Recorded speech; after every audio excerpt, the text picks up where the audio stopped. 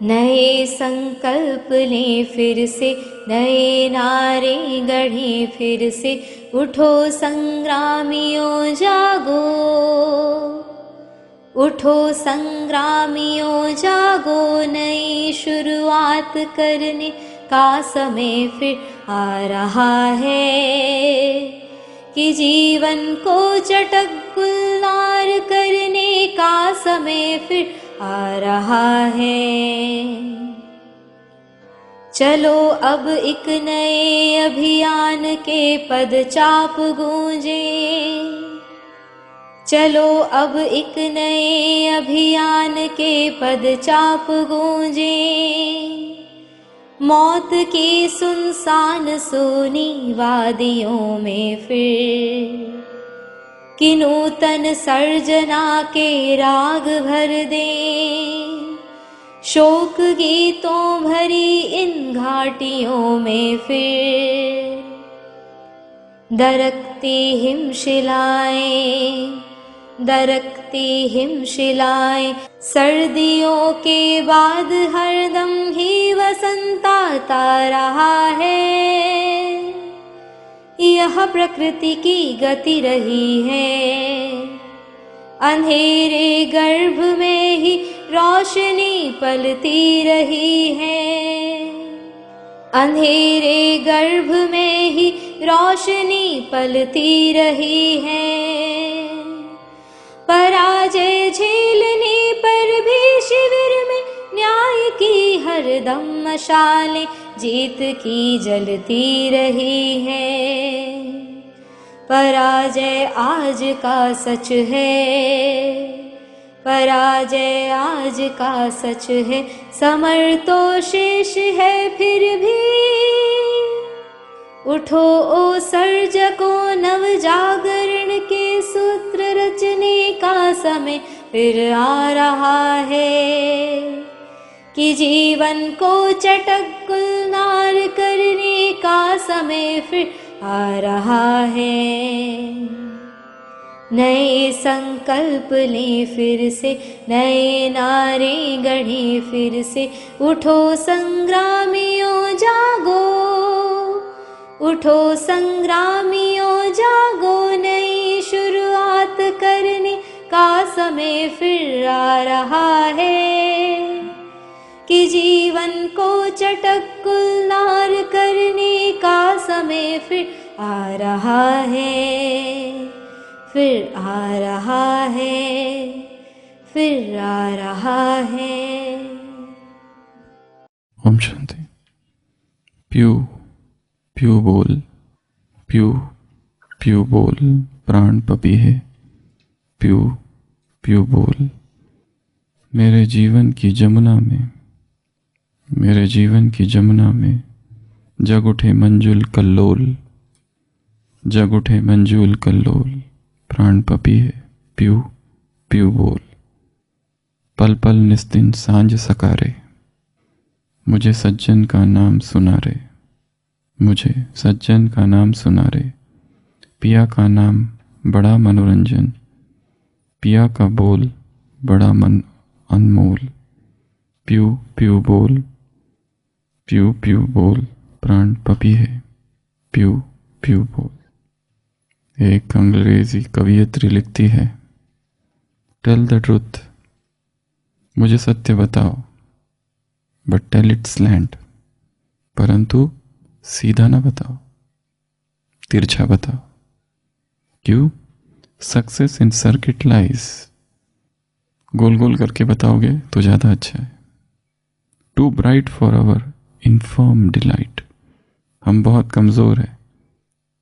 सत्य की रोशनी, सत्य का प्रकाश, सत्य का आलोक शायद हम सहन न कर पाए, क्योंकि हम बहुत कमज़ोर हैं, असत्य से भरे हुए हैं, अंधकार से भरे हुए हैं।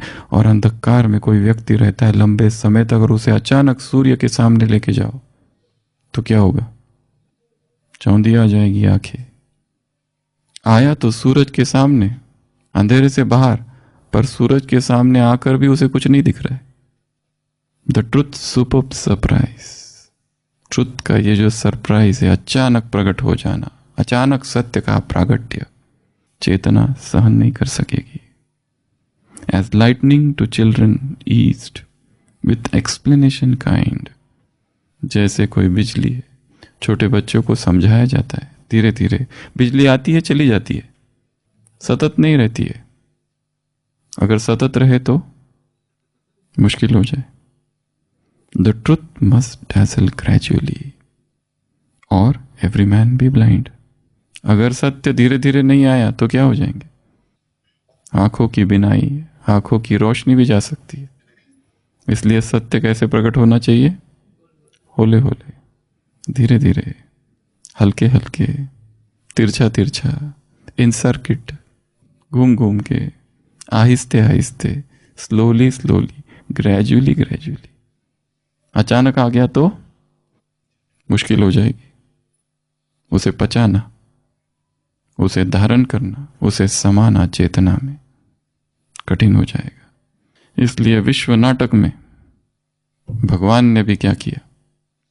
सत्य को धीरे धीरे प्रकट किया, देखते हुए, सब कुछ समझते हुए, देखते हुए। उसे सब पता है कब क्या प्रकट करना। हम उसे नहीं सिखा सकते कि ये तुमने पहले क्यों नहीं बताया, तुमने ऐसा क्यों कर दिया, वैसा क्यों नहीं किया। उसे पता है क्या करना है और क्या नहीं करना। बच्चे से बाप होशियार होता है, चाहे वो कितना भी बड़ा हो जाए। बाप आखिर बाप है। मार्क ट्वेन अपनी जीवन कहानी में लिखता है कि जब मैं 20 वर्ष का था तो सोचता था मेरे पिताजी कितने मूर्ख हैं, उनको कुछ समझ नहीं आता है। पुरानी सोच, वही सारे ढकोसले, वही सारी पुरानी बातें, कब सुधरेंगे ये? इनको बुद्धि कब आएगी, कब मैच्योरिटी आएगी? फिर वो लिखता है कि मैं अभी 40 साल का हो गया और इन 40 सालों में मेरे पिताजी कितने मैच्योर हो गए, बहुत सीख लिया उन्होंने। सीखा बाप ने नहीं, तुमने। तो विश्व नाटक में एक ऐसा यज्ञ इतिहास में पाठ चला है जिसका written historical documents, books, literature में कहीं कोई वर्णन नहीं है। और वो पाठ इतना महत्वपूर्ण है कि उसे जानना अगर है तो उन्हीं से जाना जा सकता है जो उस समय थे, जो उस समय थे, जो उस समय आए थे, जिन्होंने वो देखा।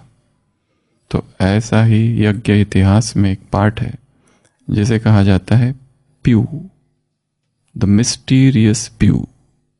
प्यू का पाठ, प्यू की पदरामणि। हमने देखा आज का भट्टी का 33वां कि 32वां 33वां दिन। 32 दिनों में हमने देखा, 32 दिन अर्थात कितने घंटे हो गए? 32 घंटे। दादा लेखराज एक साधारण गेहूं के व्यापारी से क्या बन गए? हीरो के व्यापारी। और जब सोच रहे थे संसार से थोड़ा सा अलग होकर वानप्रस्थ आश्रम में प्रवेश कर अध्यात्म की तरफ अपना पूरा ध्यान लगाए, तभी मुंबई में पहला साक्षात्कार चतुर्भुज। वहां से गए बनारस, बनारस में 3 साक्षात्कार, पहला चतुर्भुज, दूसरा विनाश, तीसरा देवताओं का अवतरण। और तभी सोच लिया कि बस अब हो गया पाठ। भगवान की प्लानिंग देखो कैसी है कि जिसको माध्यम बनाना है पहले उसे अमीर बनाया। प्लान नंबर 2 उसको अपने बिजनेस से छुड़वा दिया। उसको गए कलकत्ता और क्या कर दिया? बाय बाय, हुआ रेल का राही। हैदराबाद में फिर साक्षात्कार। और जो लास्ट साक्षात्कार था और जो फर्स्ट साक्षात्कार था उसकी हमने विस्तार में चर्चा की है कि उन दोनों में क्या अंतर था। First vision and the last vision जो था, बीच में एपोकैलिप्टिक विजन था एक विनाश का, पर जो लास्ट विजन था उसमें कोई और भी था जिसने वो अनुभव किया। अब तक के जो विजन थे वो अकेले के थे, उसमें तीसरा दूसरा कोई नहीं था, जो हो रहा था उनको हो रहा था। और जो लास्ट विजन था, लास्ट विजन में क्या अंतर था कि उसमें आवाज थी और उसको किसी और ने भी सुना था, और जिसने वो सुना ब्रजेंद्र दादी, उनको वो आवाज कैसी थी? वो आवाज विस्परिंग वॉइस थी। वॉइस कैसी थी? वो विस्परिंग।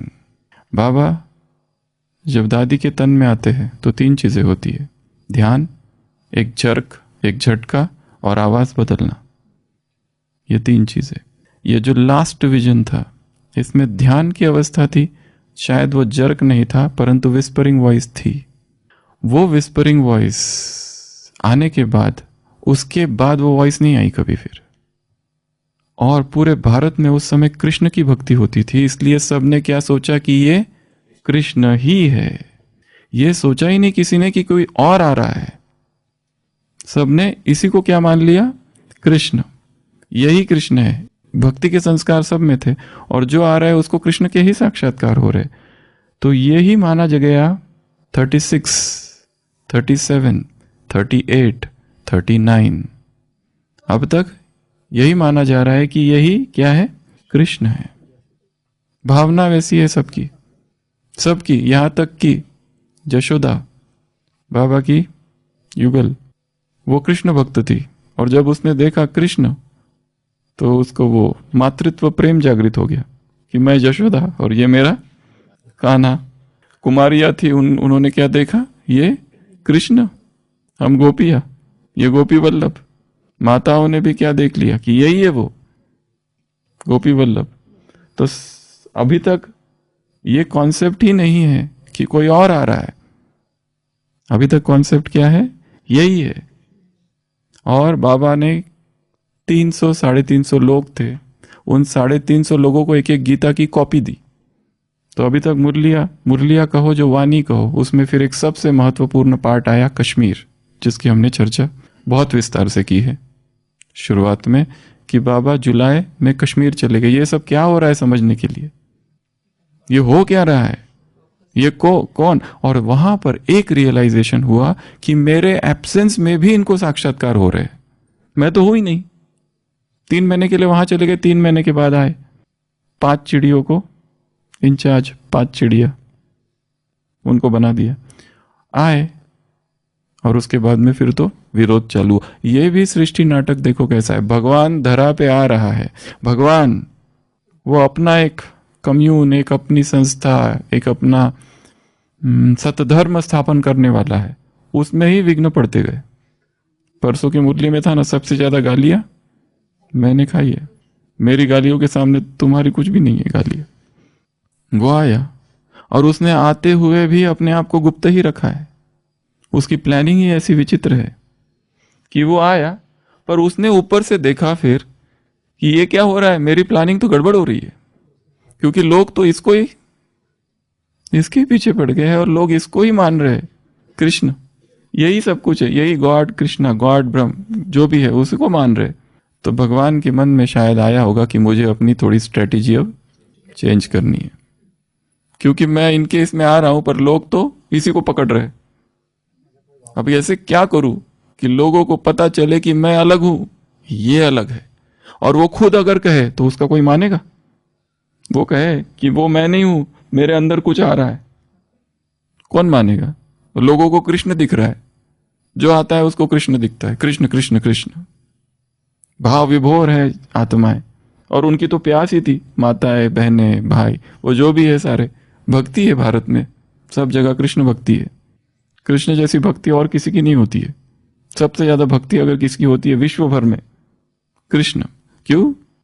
अधरम मधुरम वदनम मधुरम चलितम मधुरम हसितम मधुरम मधुराधिपति अखिलम मधुरम। सब कुछ मधुर ही मधुर है उसका, हर चीज उसकी मधुर है। राम जी थोड़ा मर्यादा है, ये सब है। यहाँ एंटरटेनमेंट है, यहाँ विभिन्न चरित्र है, वो चरित्र अलग, ये चरित्र अलग, वो चरित्र। राम जी का एक रस, वो मर्यादा पुरुषोत्तम, ये लीला पुरुषोत्तम है।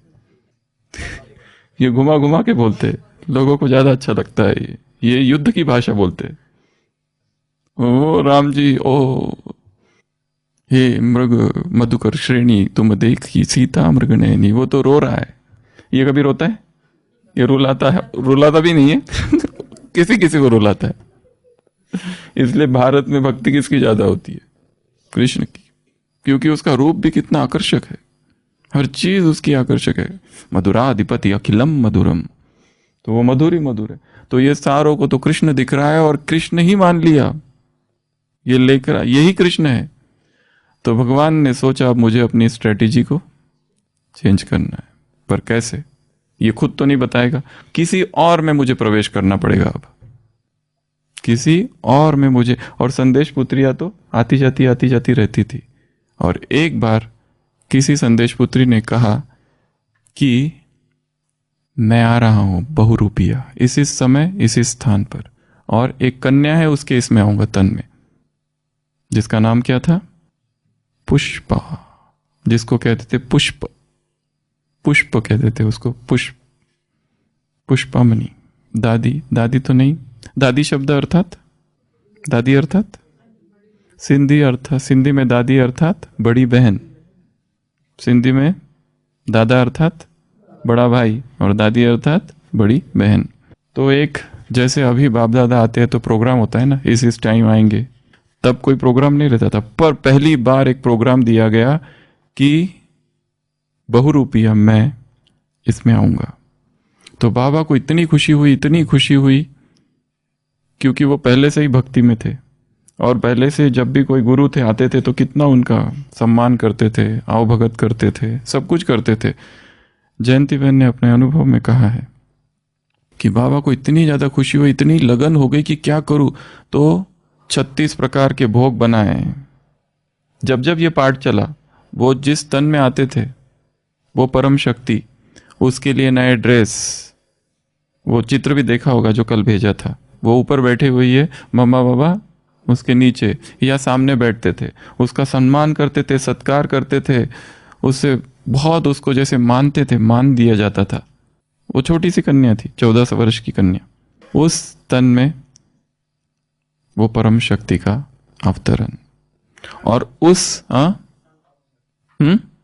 ये सन, दादियों ने लिखा है कि हमको सन का कोई पता नहीं, क्योंकि हम लोग ये सब देखते नहीं थे उस समय, बट कैलकुलेशंस जो रफ कैलकुलेशंस है उससे, क्योंकि हमने देखा था हम 39 तक तो पहुंच गए, 39 पूरा हो गया। 24 मार्च लास्ट जो हुआ, जो सीएम ने और लॉ मिनिस्टर ने कहा, अल्लाह बख्श और गुलाम हुसैन जी ने कहा कि आप अपनी संस्था का नाम चेंज कर दो और लो प्रोफाइल रखो, और तब तक विश्व युद्ध चालू हो गया सितंबर में। और जो सिख वाली जो स्टोरी बताई थी उसकी भी तारीख है, वो है 6 सितंबर की, मतलब कई दिनों के बाद वो हुआ। तब तक ये लोग कराची में थे, रह रहे थे, क्योंकि वो न्यूज़ 7 सितंबर की, उसकी न्यूज़ कटिंग है 7 सितंबर की, और उसमें ये लिखा है कि यस्टरडे इट हैपेंड, मतलब वो 6 सितंबर को हुआ है वो वाला। तो यहाँ पर अभी तीसरा युद्ध, विश्व युद्ध चालू होने वाला है। कब? दूसरा 1 सितंबर से कब तक चला? 2 सितंबर, 6 साल 1 दिन, 39 से 45 तक। तो ये जो घटना हुई है पीयू की, पदरामणि की, ये हुई है 40 के आसपास, 41, 42, 43 के बीच में कभी भी हो सकती है, 44 तक, क्योंकि उस समय डेट नहीं लिखते थे, कोई किसी को पता ही नहीं डेट का। तो द मिस्टीरियस पीयू, तो वो शक्ति उसमें आती थी और उसको बड़ा सम्मान दिया जाता था। और उसी ने कहा एक दिन कि ये जो सामने है ये यज्ञ पिता ब्रह्मा है। सारे रहस्य पीयू के द्वारा स्पष्ट हुए कि ये कौन है? ब्रह्मा। ये कौन है? यज्ञ माता। एक एक का क्या क्या रोल है वो सब सारे रहस्य इसके द्वारा खुले। नहीं तो अभी तक ये कंफ्यूजन था। बाबा भले 3 मास कश्मीर रह के आए, ये चिंतन करते हुए इतना तो कंक्लूजन आ गया था कि ये जो हो रहा है मैं नहीं करा रहा हूं, कोई और आ रहा है, पर ये लोग तो समझ रहे मैं ही हूं। यही कंफर्म करने के लिए वहां गए, और वहां जाने के बाद क्या पता चला कि मेरे एब्सेंस में भी साक्षात्कार हुआ, अर्थात डेफिनेटली ये मैं नहीं हूं, कोई और शक्ति है। और यहां तो अभी रिकन्फर्म हुआ, क्योंकि इसी शक्ति ने कहा, क्योंकि वो खुद थोड़ी ना कहते कि मैं ब्रह्मा हूं, वो कहते भी नहीं ऐसा, और वो लोग मानते भी नहीं। इसी ने पहली बार ये कहा कि दिस इज प्रजापिता ब्रह्मा, ये जो सामने है ये यज्ञ माता जगदम्बा सरस्वती। हर एक का तो पीयू का पार्ट क्यों रहा इस ड्रामा में, सबसे पहला तो इस बात के लिए, दूसरा ये यज्ञ क्यों रचा गया इस बात की स्पष्टीकरण के लिए, तीसरा लक्ष्य क्या है इसका, आगे क्या होने वाला है, इसके लिए ऐसे ऐसे रहस्य प्रकट हुए पीयू के द्वारा। और पीयू नाम भी क्यों पड़ा, वो तो नाम था बहुरूपिया, उसकी भी अपनी एक कहानी है। तो ये जो पीयू की पधरामणि हुई, बहुत सारे राज खुले यहाँ पर अभी आगे।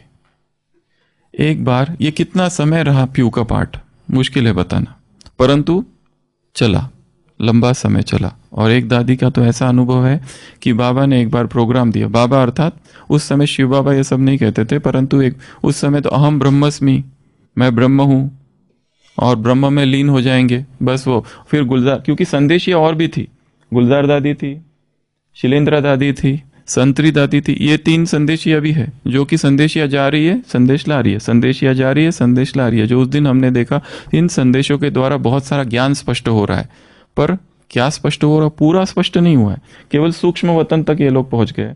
संदेश जा रही है संदेश ला रही है। तो एक संदेश ने संदेश लाया कि बाबा बहुरूपिया आएगा, 15 दिन तक रहेगा, 15 days 15 नाइट, और साथ में बहुत बड़ी हस्ती आ रही है, तो साथ में ब्रिजेंद्रा उसके साथ रहेगी।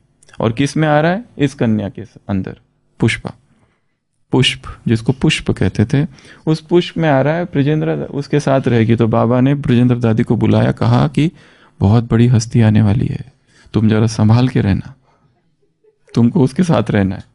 तो वो दोनों 15 दिन रहे, 15 दिन तक वो पुष्प सोई नहीं, भगवान को सोने की, क्योंकि वो जो आ रहा है वो स्वयं परमात्मा आ रहा है। अभी तक स्पष्टीकरण नहीं है कौन आने वाला है, पर है कि वो परम शक्ति प्रवेश करने वाली है, शिव बाबा बहुरूपिया। और वो किस में प्रवेश कर रही है, उसमें। तो जैसे आई तो बाबा को इतनी खुशी हुई, जिसके लिए मैं इतना खोजता था, उस भगवान, वो भगवान आ रहा है, उसके लिए क्या करूं और क्या नहीं करूं, सारा कुछ उसके लिए, ड्रेसेस, जब जब वो अवतरण हुआ, जब जब ये पाठ चला, तब तक उसके लिए सब कुछ किया गया। उसको बिठाते थे ऊपर, उसका सम्मान किया जाता था, आए आए वगैरह वगैरह। तो वो उसका बड़ा सम्मान होता था। तो बाबा को बहुत खुशी हुई। अब ब्रिजेंद्रा दादी उसके साथ ही रहती थी 15 दिन, वो भी सोई नहीं। वो दादी का अनुभव है कि वो भी नहीं, क्योंकि उसको काम ही वो दे दिया गया, उसके साथ रहना है। और वो तो जो आया है बहुरूपिया, वो परम शक्ति आई है। तो एक बार दिखाया, मम्मा बाहर खड़ी है खिड़की पर, सुन रही है क्या अंदर हो रहा है, ये दोनों अंदर है। तो वो उस तन में प्रवेश करती है पुष्प के, वो शक्ति, और कहती है देखो बाहर कौन है। तो ब्रिजेंद्र दादी ये करती है, अरे पीयू कोई नहीं है, वो है बहुरूपिया। वो गलती से बोल देती है, अचानक उसके मुख से निकल जाता है पीयू कोई नहीं है। वो पीयू अर्थात परमात्मा, पीयू अर्थात जो प्यारा है उसको कहते हैं। वो शक्ति कहती है अरे है कोई, देखो। तो देखते तो मम्मा है।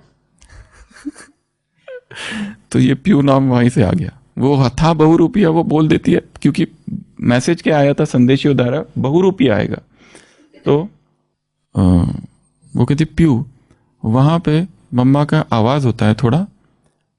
तो एक यहाँ एक बहुत सीखने जैसी बात है। वो पीयू कहता है मम्मा को, ये जो आवाज करना है चलना में, ये भी अपूर्णता है। जबकि मम्मा पहले ही बहुत धीरे चलती थी, आवाज नहीं होता था, फिर भी पीयू ने कहा कि ये जो आवाज करना है ये भी अपूर्णता है। तो मम्मा ने फिर और ही ज्यादा ध्यान दिया अपनी तरफ, बहुत ज्यादा ध्यान दिया। तो ये जो पीयू का पार्ट था 15 दिन तक चला। सेकेंड इवेंट, ब्रिजेंद्र दादी को पीयू ने बुलाया। वो दोनों, वो कन्या है, उसके तन में वो है, और दादी को पता है ये कोई महान हस्ती है। और एक लेटर लिखा, बहुत बड़ा लेटर लिखा, ब्रिजेंद्र को कहा कि तुम बाहर जाओ। और लेटर जब पूरा हुआ उसको अंदर बुलाया, आओ, और कहा ये ले लो लेटर। और ये जो लेटर है ना, ये जो ओम बाबा या यज्ञ पिता है, ये उसके लिए है, पर उसको दिखाना नहीं अभी, तुम भी मत पढ़ना, उसको भी नहीं दिखाना, और उसको ये भी नहीं बताना कि मैंने ये लिखा है करके, इसको ऐसे ही रख देना तुम। तो दादी कहते ये नहीं हो सकता है कि मैं बाबा को नहीं दिखाऊं, वो अपने रीति से कहती है, मैं कैसे ऐसे कैसे मैं छिपा के रखूं, मैं कोई भी बात बाबा से छिपा के नहीं रखती। तो पीयू ने कहा कि अगर तुमने छिपाया ना नहीं तो मैं इसको फाड़ दूंगा। तो उसने कहा भले फाड़ दो। पीयू ने कहा, दादी ने कहा भले फाड़ दो। तो पीयू ने उसको फाड़ दिया। फिर दादी ने साकार बाबा को जाके बताया कि मैंने ऐसा किया। बाबा ने कहा अरे तुमने ऐसा क्यों किया, नहीं फाड़ना चाहिए था। ये क्या था, ये परीक्षा थी, निश्चय की परीक्षा। पीयू ने क्या किया, परीक्षा ली। किसकी, ब्रजेंद्र दादी की, कि कितना उस पर निश्चय है, इसको साकार पर कितना, उस ब्रह्मा पर निश्चय है, ओम बाबा पर निश्चय, यज्ञ पिता पर इसको निश्चय है। तो उसने कहा चलेगा फाड़ दो। पीयू ने फाड़ दिया। ये सेकंड इवेंट।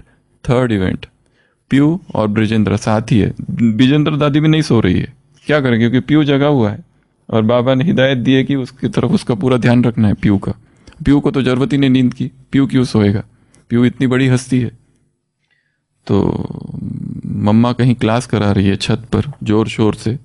पीयू और ब्रजेंद्र दादी को कहते हैं कि चलो हम लोग जाएंगे, उनको बताना नहीं पर हम आ रहे।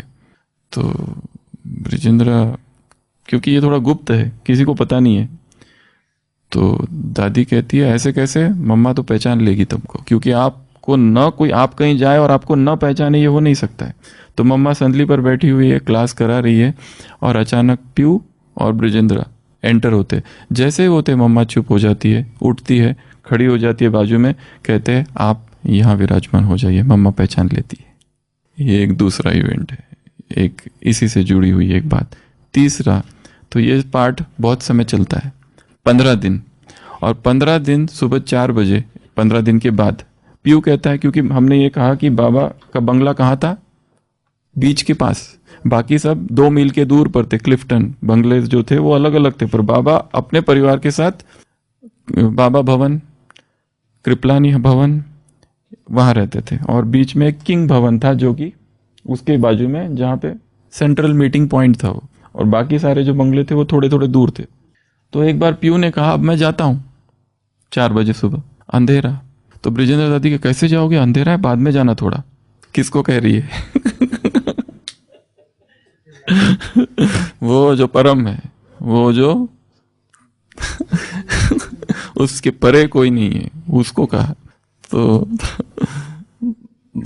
ऐसे हंसी मजाक में कहते हैं कि आपको क्या लगता है, मुझे डर लगता है और उसी अंधेरे में वो पीयू चला जाता है, चली जाती है, जो भी। तो ये एक पार्ट था। ऐसे कई बार पार्ट हुए कि पीयू की पधरामणि हुई और पीयू के द्वारा सारे राज खोले गए, ये सारा ज्ञान स्पष्ट हुआ। फिर भी पूरा ज्ञान अभी स्पष्ट नहीं हुआ है। फिर बाद में टुवर्ड्स द 50s के एंड में पीयू वॉज आइडेंटिफाइड एज शिवा। तब तक तो शिव है ही नहीं, शिव का तो कोई नाम निशान ही नहीं है। अब तक तो यही माना जा रहा था कि ब्रह्मा ही हो रहा है, ब्रह्मा ही क्या है, कृष्ण है। धीरे धीरे ये समझ में आया कि ब्रह्मा अलग है और वो जो शक्ति आ रही है वो अलग है। पीयू के द्वारा ये बहुत सारे यज्ञ के रहस्य यहाँ पर स्पष्ट होते गए, स्पष्ट होते गए, स्पष्ट होते गए।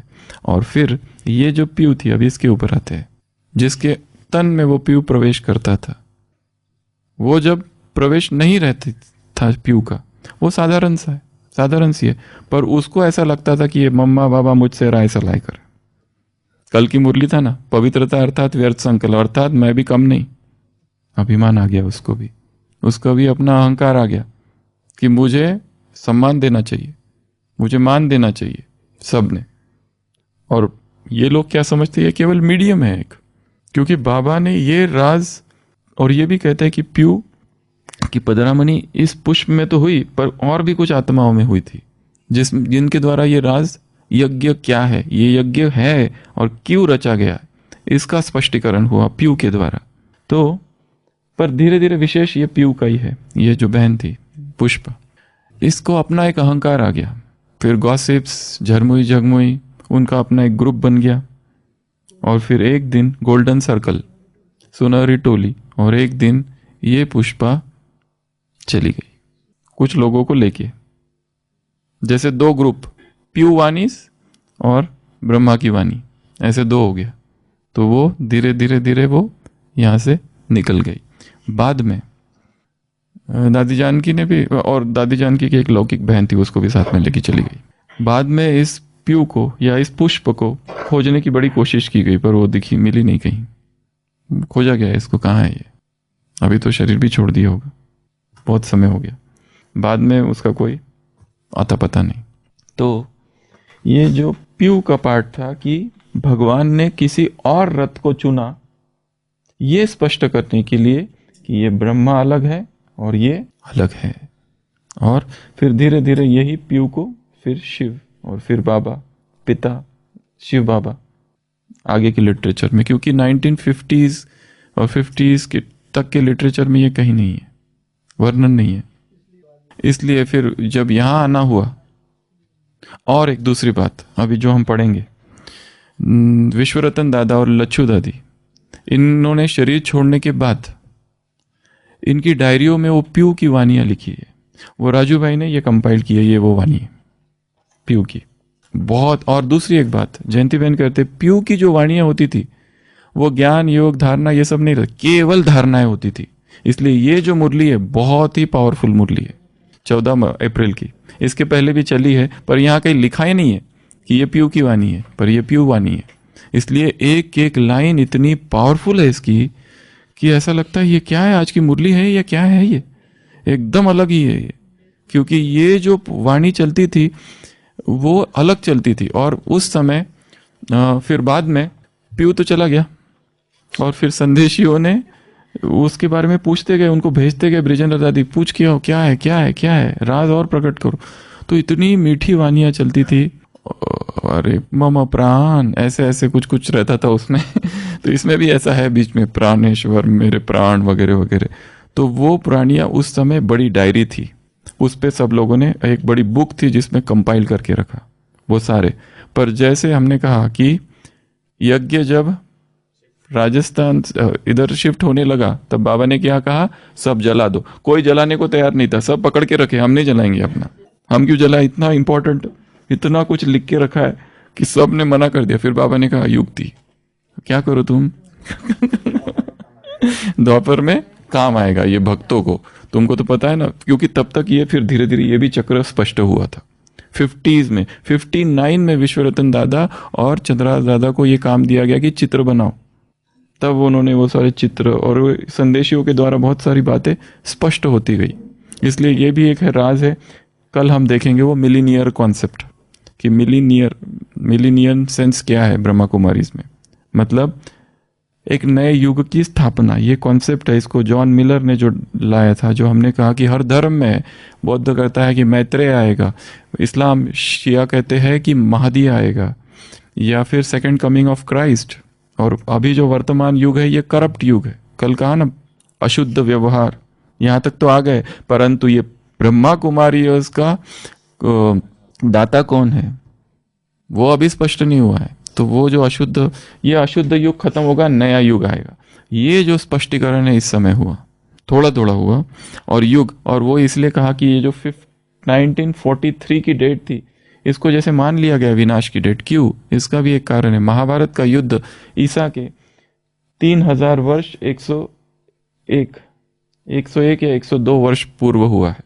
तो उस हिसाब से ये जो डेट आ रही है, ये 2000, ये 3000, 5000, तो 5000 साल का ये चक्र है। मतलब यहाँ विनाश फिक्स्ड है। इसलिए ओम राधे की जो किताब है वो, उसमें इतना भयंकर वर्णन है विनाश का कि बस हो गया विनाश, एकदम रुद्र रूप है उसमें, भयंकर रूप है उसमें कि बस अब ये खत्म हो जाएगा। सबको एक तरफ ले लिया है। ये सारे मौला पादरी पुरोहित सब जितने धर्म है सब विनाश हो जाएंगे, एकदम माइल्ड एग्रेसिव है।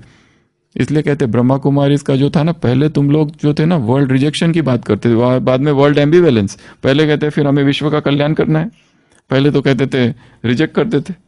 ये कैसे तुमने चेंज कर दिया पूरा। ये ब्रह्मा कुमारी पर आरोप लगाते हैं लोग कि तुमने अपनी फिलोसॉफीज को चेंज किए। हम वो अलग बात है, वो कराता है पर यही मान्यता थी कि पहले ऐसा फिर ऐसा।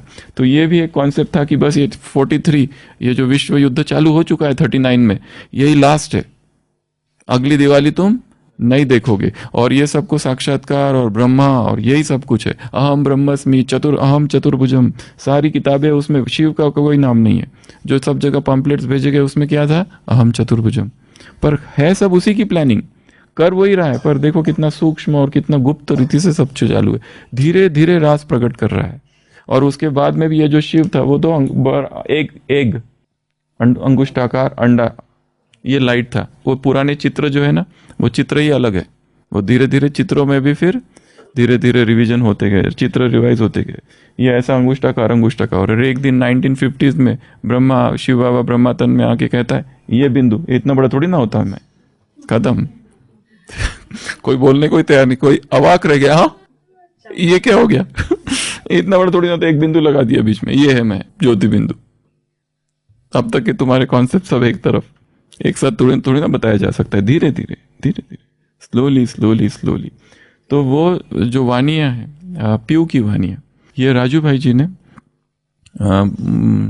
लच्छू दादी और विश्वरतन दादा, इनकी डायरियों से, इनकी नोट्स में से वो जो पीयू की जो ट्रांस मैसेजेस थे 15-20, उसमें से ये वाणी कंपाइल की है। तो इसमें बहुत पावरफुल है ये। तो इसकी 2 बार चली है ये वाणी, एक 9 अप्रैल को और एक दूसरी भी डेट है इसकी, ये तो कल की है। एक दो डेट्स पर चली है आज तक ये वाणी। और एक दूसरा भी काम हुआ है यहाँ पर, सबके अलौकिक नाम दिए गए, सबके। एक है 14 अप्रैल और दूसरा 9 अप्रैल। 14 अप्रैल 2011, यहाँ एक ये चली है 2011, 14 अप्रैल 2011, और दूसरी बार फिर ये चली है 14 अप्रैल 2021। पहला 9 अप्रैल 2011 और दूसरा 14 अप्रैल 2021। ये 2 बार ये वाणी चली है। थोड़ी बातें हम इसकी पढ़ेंगे अभी। तो बाबा जब इधर आए तो क्या कहा, बाबा ने क्या युक्ति की, सबको क्या कर दो, दफना दो। दफन कर देंगे तो क्या होगा। जैसे बाबा जब जौहरी थे लौकिक में, तो भी बहुत राजू रमजबाज, वो जो बक्कल की कहानी है उसमें क्या यही तो है कि बाबा जौहरी थे तो नए नए डिजाइन के बनाते थे। और उनकी छोटी बच्ची जो थी सबसे बड़ी पालू निर्मल शांता दादी, उसको पहना के उसको साथ में लेके जाते थे राजा महाराजाओं के पास, ताकि उनको प्रैक्टिकल प्रूफ देखे, डेमोन्स्ट्रेशन, ये बनाए हैं सारे जेवर। तो क्वीन एलिजाबेथ से मिलने गए तो एलिजाबेथ ने देखा, हाँ इतना अच्छा ये बक्कल, उसने दिया। और वो बक्कल आवाज होता था, उससे बजता था वो। तो उसने कहा, एलिजाबेथ ने कहा ये मुझे चाहिए। तो बाबा ने उसको दे दिया। और दूसरे दिन ये तो घर आ गई छोटी बच्ची, इसने कहा कि मेरा बक्कल कहाँ है। बाबा ने तो वो बेच दिया। तो बाबा ने कहा, जशोदा इसको जो है ना परसों जो बनाई थी ना वो दाल परसों का, वो आज दे दो इसको खाने के लिए। तो उसने कहा खाने के लिए परसों का आज, खाने का परसों का आज क्यों, मैं थोड़ी ना खाऊंगी परसों का बासी चीज। तो बाबा ने कहा बासी, वो तुमने बक्कल जो पहना था वो भी तो बासी है, अभी बाबा तुमको नया बक्कल देंगे। ये टेक्निक थी बिजनेस मैनेजमेंट। इसलिए बाबा को पता था, दादी को पता था, वो मेरा जो बक्कल था ना उसमें वो बचता था क्वीन एलिजाबेथ का। Queen Elizabeth wife of king George. उस समय भारत पर किसका शासन था, जॉर्ज 6 का। इसके लिए हम किसके अंडर थे उस समय, जॉर्ज 6 के अंडर थे। उसकी वाइफ क्वीन एलिजाबेथ या मदर एलिजाबेथ, जिसने 2002 में शरीर छोड़ा। इसके लिए निर्मल शांता दादी जब लंदन गई 1980s में 80s में, तब तो ये छोटी बच्ची थी और बहुत प्यार भी किया था एलिजाबेथ ने। और वो म्यूजियम देख रही थी तो उसको वो बक्कल दिखा। उसने कहा ये बक्कल तो बचता है। वो सिक्योरिटी वाले अलर्ट हो गए, इसको कैसे पता, जरूर ये कोई जासूस है जो भारत से है। फटाफट उसको ये कर लिया और क्वीन के सामने लेके गए कि इसे पता कैसे चला, वो कांच के अंदर है। How she got to know कि वो बचता है करके, उसमें आवाज होती है। तो क्वीन एलिजाबेथ उसको देखती है और पहचान लेती है कि अरे हाँ ये तो वही है, दादा की बेटी। फिर वो दादी कहती है मैंने उसे बताया कि दादा का आगे क्या हुआ, कैसे परमात्मा साक्षी, उसको परिचय दिया। थोड़ा कितना उसको समझ में आया वो पता नहीं, पर उसको परिचय दिया निर्मल शांता दादी ने। तो ये भी एक रमणीक उसी के बीच की कहानी है। तो ये जो कुछ वानियाँ चली यहाँ से, फिर यहाँ पे बहुत सारे बातें स्पष्ट होने लगी, एक एक चीज़ धीरे धीरे धीरे धीरे स्पष्ट। और बाबा के अंदर जब शिव बाबा आते थे और अभी जो आते हैं इसमें अंतर है। जैसे इसमें ध्यान में जाना, एक जर्क और फिर आवाज़ बदलना। शिव बाबा जब ब्रह्मा तन में आते थे तब ये सब नहीं होता था। फिर भी उसमें कई लोगों का कहना है कि जब शिव बाबा उनके तन में रहते एक अलग सी ब्राइटनेस रहती थी चेहरे पर कई लोगों का कहना ऐसा कुछ नहीं रहता था, सेम रहता था, सेम आवाज़, सेम सब कुछ। और उसमें भी वो लिखते थे। फिर धीरे धीरे धीरे धीरे ज्ञान स्पष्ट होता गया, चित्र आते गए, बहुत सारी बातें क्लियर होती गई। तो कहने का भाव कि परमात्मा ज्ञान जो है ये बहुत धीरे धीरे स्पष्ट हुआ है। अगर उसी समय ये पूरी 8 पेजेस की अव्यक्त वाणी सुनाते, ये 2010 की कल की मुरली, क्या हो जाता? बहुत भारी हो गया था, दिमाग का क्या हो गया होता? तब सब भगत थे, भक्ति के संस्कार थे, ये बहुत मुश्किल हो गया होता समझना। इसलिए धीरे धीरे धीरे अव्यक्त ब्रह्मा, उस दिन भी अव्यक्त ब्रह्मा कौन है, वो दादी गुलजार के द्वारा जो दिखा उनको, उसके द्वारा स्पष्ट हुआ। और उससे भी ज़्यादा स्पष्ट अव्यक्त ब्रह्मा का पार्ट 1969 में हुआ। जब बाबा ने शरीर छोड़ा तब एकदम सन्नाटा जैसे छा गया। अभी आगे क्या, नेक्स्ट व्हाट? तब प्रॉपर अव्यक्त ब्रह्मा क्या है, फिर वो सब स्पष्ट होते गया। तो ये पीयू की वाणी है, थोड़ी सी पढ़ रहे। मुरली पढ़ना बहनों का काम है, वैसे हम कभी नहीं, पहली बार ही पढ़ रहे मुरली। इसमें तो मीठे बच्चे वो सब चीज़ें हैं। ओम शांति। हर एक पुरुषार्थी बच्चे को पहले अंतर्मुख अवस्था अवश्य धारण करनी है। अंतर्मुखता में बड़ा ही कल्याण समाया हुआ है। इस अवस्था से ही अचल, स्थिर, धैर्यवत, निर्माणचित इत्यादि दैवी गुणों की धारणा हो सकती है तथा संपूर्ण ज्ञानमय अवस्था प्राप्त हो सकती है।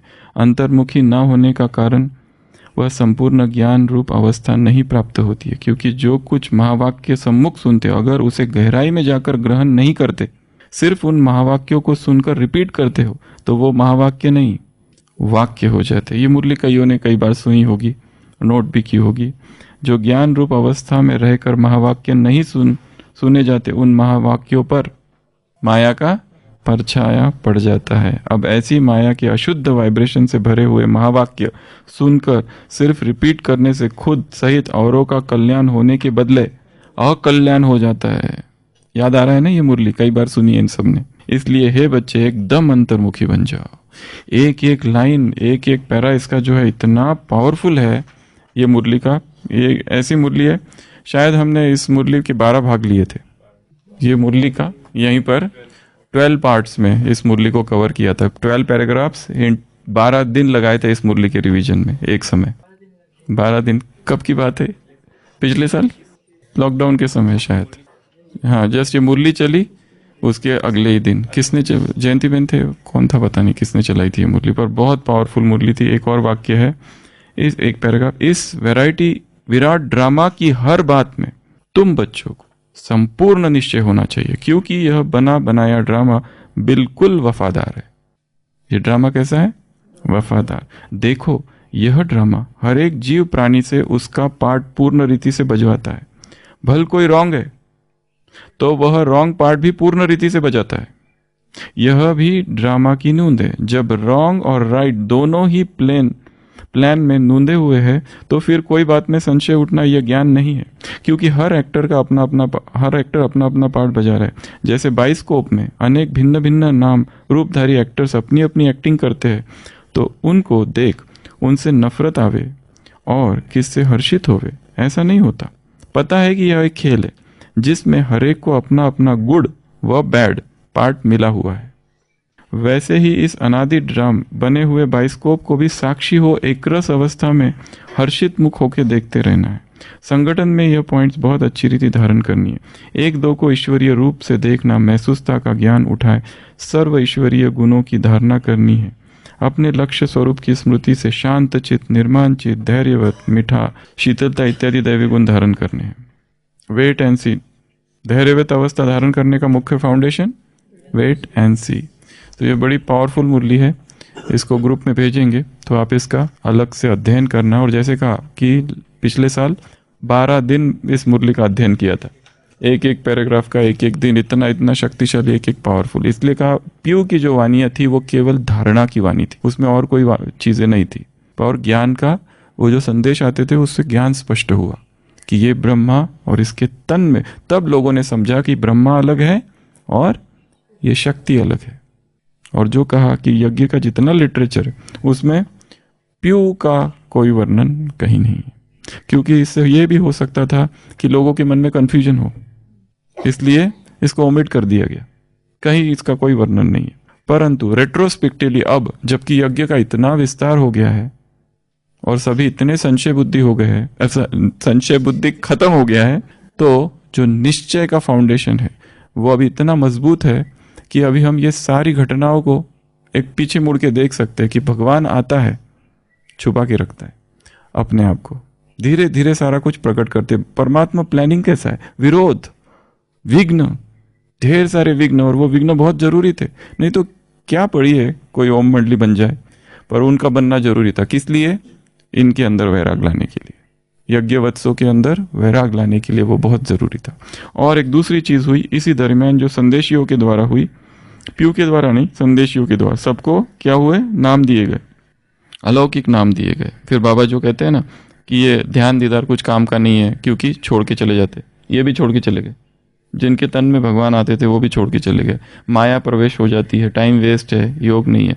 और दूसरा एक काम उसी समय हुआ था, वो क्या, सबको अलौकिक नाम दिए गए। ये लिस्ट है कितने लोगों की, 175 की। ये भी देखो कौन ऐसे नाम दे सकता है आज के युग में। ये लिस्ट है टोटल 175, एक यज्ञ पिता, एक यज्ञ माता, बाकी 173 टोटल निवासी यज्ञ के, उनको जो नाम दिए गए। और कैसे कैसे नाम है, बी के विश्वशांता, बी के आत्म ललिता, बी के फूलचंद्रा, बी के इंद्र गौरी, बी के रतन चंद्रा, बी के इंद्रमणि, बी के शील माता, बी के सरल चंद्रा, बी के निर्मल मोहिनी, श्याम इंद्रा, गुलजार ललिता, श्याम गौरी। अब तो पता नहीं ये लोग कहाँ हैं, इनका ब्रज चंद्रा, रतन ललिता, शायद इसमें से कहीं चले भी गए। कृष्ण मोहिनी, इंद्र मोहिनी, शांत मोहिनी, प्रकाश मोहिनी, फुल मोहिनी, पूर्ण इंद्रा, शील पुष्पा, धीर्यवती, निर्मल गौरी, धीर्य पुष्पा, पवित्र चंद्र, गोपी का नाम दिया बी के मन मोहिनी दीदी, बी के विश्व मोहिनी, बी के विश्व मोहिनी, बी के विश्व पुष्पा, सुंदर शांता, पुष्प शांता, आत्म मणि, बी के ब्रजेंद्रा, राधिका किशन चंद मुखी दादा की, बी के कमल सुंदरी, बी के निर्मल मणि, मनोहर पुष्पा, कमल शांता, निर्मल इंद्रा, विश्व इंद्रा, शीतल इंद्रा, आत्म शांता, विश्व गौरी, शीतल इंद्रा, निर्मल सुंदरी, कमल मोहिनी, आत्म चंद्रा, हृदय चंद्र, श्याम चंद्रा, हीर ललिता, निर्मल शांता, गुलजार इंद्रा, हृदय पुष्पा, मनोहर शांता, इंद्र पुष्पा, प्रकाश इंद्रा, शीतल शांता। ऐसे नाम इतने सारे नाम है, आत्म प्रकाश। कईयों के दादियों के ऐसा है कि वही नाम रहे, जैसे जनक, जनक जनक, उसको जनक ही कहा गया। जगदीश भाई को बाबा क्या कहते थे, जय जगदीश वो जो गीत है ना उसमें से जय जगदीश। हाँ, और एक दूसरी बात, ये ओम शांति ये कहाँ से आ गया, क्योंकि अब तक था ओम राधे, तो ये भी हम देखेंगे कि ये जो यूनिवर्सल एक्सप्रेशन है ब्राह्मण परिवार में ओम शांति, अभी तक ओम राधे, ओम बाबा का ओम शांति में कब रूपांतरित हो, कब एंट्री हुई इसकी, एग्जैक्ट तिथि तारीख बताया नहीं जा सकता है, पर चर्चा आगे जारी रहेगी, क्योंकि यज्ञ का कारवा अभी हम कहाँ पहुँचे, 39 से 50 के बीच में है। तो ये सब, ये जो भाग है इसमें बहुत सारी बातें हुई है, एक दो तीन भाग और बाकी है इसमें। एक तो चित्र, पोस्टर्स, वो कैसे आए, और भी कुछ बातें हैं। इससे पहले कि हम भारत में आए, अभी हम कराची में ही रहेंगे, ठीक है, भारत में आने की जल्दी नहीं करो, धीरे धीरे धीरे धीरे धीरे धीरे। तो ये जो गीत है जो अभी सुना, ये 1939 की मूवी है, उसका ये गीत है, 83 इयर्स पुराना, जिसमें ये आया था, प्यू प्यू बोल, प्यू प्यू बोल, प्राण पपी है, प्यू प्यू बोल। ओम शांति। बोल पियू पियू बोल, प्राण पपी है, पियू पियू बोल, पियू पियू बोल, पियू पियू बोल, प्राण पपी है, पियू पियू बोल। मेरे जीवन की जमुना में, मेरे जीवन की जमुना में, जाग उठे मंजुल कल्लोल, जाग उठे मंजुल कल्लोल, प्राणपति है पियू पियू बोल, पियू पियू बोल, पियू पियू बोल, प्राणपति है पियू पियू बोल।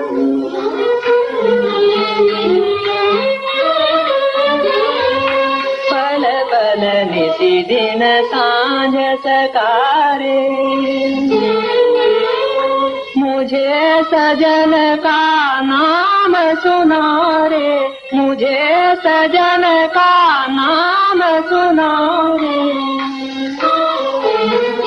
पिय का नाम बड़ा मनरंजन, पिय का बोल बड़ा अनमोल, प्राणपति है पियू पियू बोल, पियू पियू बोल, पियू पियू बोल, प्राणपति है पियू पियू।